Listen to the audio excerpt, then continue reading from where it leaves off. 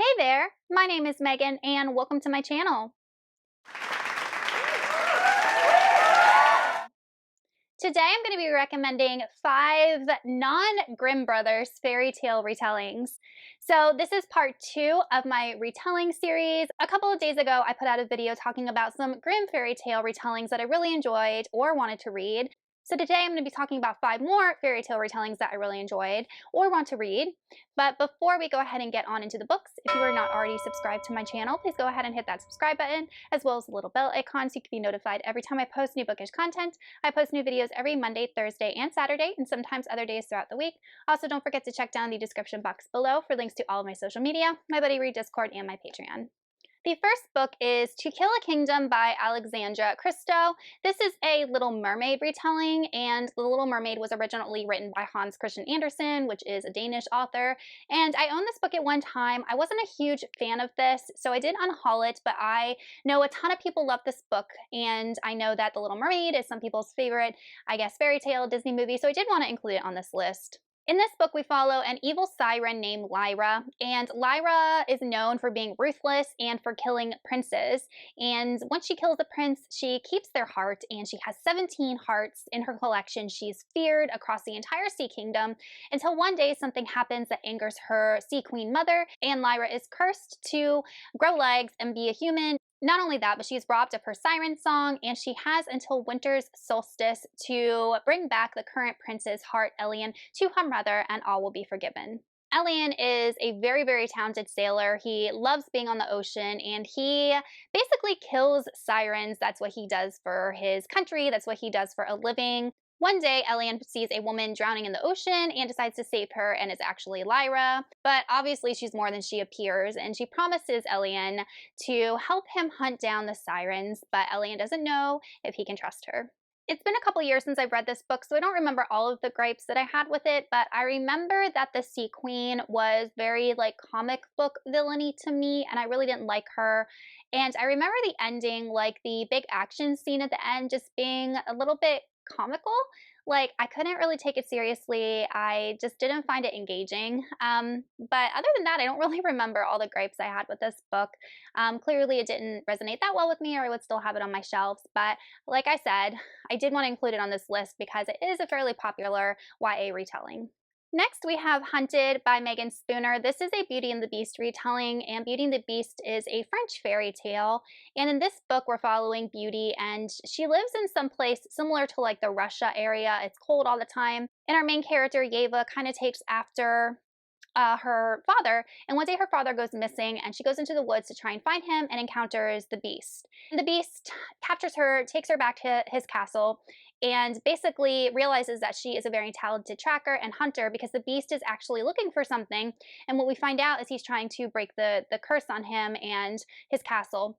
And it's actually much different than both the original fairy tale and any other retelling that I've read because there's not really like an enchantress per se, and there's not really, a rose per se. And what they're looking for is actually much different than what you would think in the original fairy tale.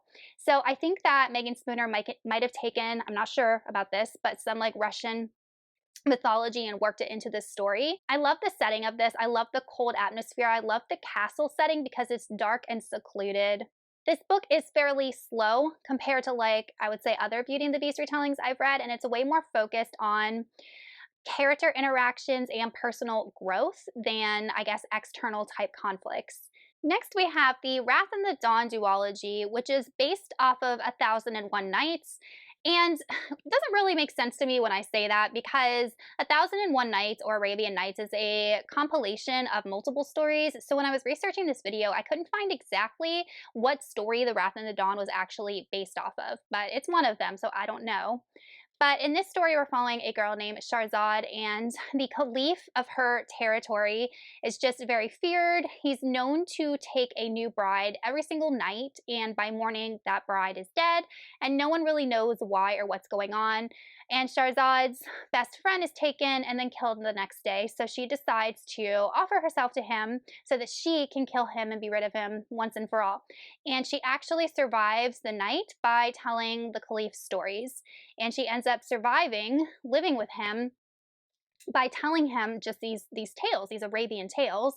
And as the story progresses, the two develop this relationship, and we learn that the caliph is really not as ruthless as he appears to be. There's a reason behind why he's killing all of these women, and there's something going on with his entire, I guess, kingdom, that he is stuck between a rock and a hard place. So one reason that I really like this book is it touches on the idea of, everything's not always as it seems. You got to dig, look for more information, and also how you have two people that don't trust each other, don't like each other, don't know each other. So this is a duology. It's quick to get through. I really enjoyed the Middle Eastern elements to it, and do recommend reading. Now, the next two books are books I haven't read, and the first one is The Forbidden Wish by Jessica Corey. This is an Aladdin retelling, and Aladdin is actually a story in the Arabian Nights compilation. It's called The Wonderful Lamp, and I actually have read the original Aladdin, a story, before, and can't say I'm a fan at all. But this is also kind of a gender bent retelling of Aladdin, because in this book we have Aladdin and then we have the genie, and she is a woman, and she has been in her lamp. Aladdin comes along, becomes her new master, and her very existence is illegal. And then one day she somehow comes into contact with the king of the jinn, and he offers her a chance to be free of her lamp forever. In order for this to happen, Zara, which is the genie's name, she has to betray Aladdin, but what she's realizing is that she's slowly falling in love with Aladdin. So this story definitely revolves around the conflict of winning your freedom versus being true to the person that you love. And I've never read anything by Jessica Corey before. I've had this book on my shelf for the longest time. I picked it up used one day. So just even reading the synopsis makes me want to give it a go. So you guys will have to let me know in the comments if you read this book. And lastly, we have The Bear and the Nightingale, or the Winter Night trilogy by Catherine Arden. This is, as far as I know, it's an adult fantasy story, and it is rooted in Russian and Slavic folklore. And I don't think there's any one specific story that this book is based off of. I think that the author, when I was doing research for this video, incorporated a lot of elements from the different folk tales of that culture into this story. My understanding of this story is that it follows a main character named Vasya, and Vasya's mother died, and fast forward some time and her father remarries. And from my understanding, Vasya is able to communicate with the spirits of the local forest, and she has some sort of magical ability regarding that. And this new stepmother to her forbids Vasya from, doing that and practicing this sort of magic, and she's very cruel to her. And apparently, when the author was writing this book, she was basing it off of a time where Orthodox Christianity was spreading across parts of Europe and Asia. And it was kind of replacing pagan beliefs and pagan practices, and there was a lot of tension between the two of them.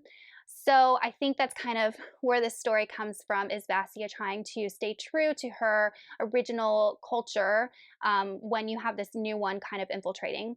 So as a Christian myself, I am super interested to see Catherine Arden's portrayal of this. I don't know much about it historically, but it would be interesting to learn. And I do plan on picking the series up hopefully in December, because it is, I've heard, a very good wintry read, and it sounds right up my alley. Okay, you guys, that is it for 5 more fairy tale retellings that I have read and recommend or want to read. Let me know in the comments if you have read any of these books, what you thought of them, or if you have any other recommendations, and I will see y'all in another video soon. Goodbye.